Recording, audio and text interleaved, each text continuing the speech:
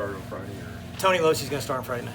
Okay. So Tony's going to get the ball, and we're excited. I believe he's 10-2, 10-1 in games that he started. So we're excited to get him on the mound. He's a competitive kid, and he wants to win more than anybody. Doesn't matter what you're playing him in checkers or basketball or whatever it is. He wants to compete and win. So he's going to get the ball on Friday night. He's certainly a fun interview. I don't know how do you describe his personality on the mound? Chip mentioned that you look at him, he looks like he almost pitches angry, but just his intensity level. Yeah, he pitches angry. Okay. I think Chip may have heard me say that before. I mean, he does. He pitches with a lot of intensity, a lot of emotion.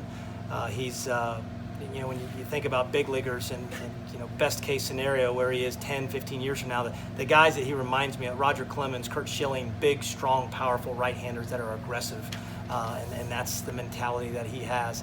Loves his fastball, but he's got a good breaking ball and a changeup to keep him off that fastball, and he just pitches very aggressively. Your college baseball, you're not supposed to be talking about pitching so much as hitting and everything. How have you guys kind of amassed this wealth of pitching?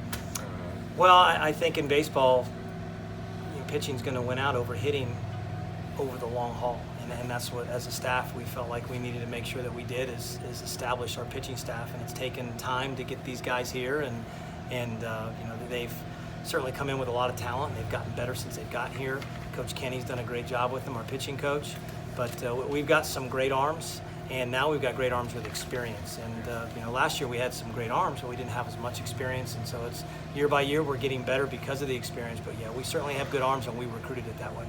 Hey, generally on the Losey versus Hancock equation that you had to weigh it, would you say mainly you go with Losey because that's been his spot here at the end of the year, and it gives Hancock another day for that little cut on his thumb or whatever, or did it just come down to the other things you talked about, mentality, just ability to win, that kind of stuff? Well, I think at the end of the day, all those factors you just talked about play into it. Emerson pitched on Saturday for 3 consecutive Saturdays, so he's in that routine. Tony was going to pitch on Friday if we were playing at Hoover on Friday, so he was kind of prepared for that. So it's more than anything just staying with their routine where they were. Emerson missed a couple weeks, just a little bit of a lat strain, and he came back in the Auburn weekend, pitched to Auburn, pitched to Alabama, pitched at Hoover. So our pitching is set up. It threw a little bit of a curveball for us. Winning 2 games, now so we got to play on Saturday. We did not want to get those guys out of the routine too far, and that's why we threw them both on Saturday. We tried to win that game very badly on Saturday, get to Sunday, so we threw both of our guys, but also keeping in mind to keep them fresh for this tournament. So Tony's going Friday, and most likely Emerson is going Saturday. We haven't named that yet. We're preparing him to go Saturday, and that's the direction we think we'll go. Would Cole or Tim be a third starter in there? That's correct, yeah, between those two. And Cole's a guy that we can use out of the pen. Tim has not thrown out of the pen this year. I don't believe he's thrown it all out of the pen.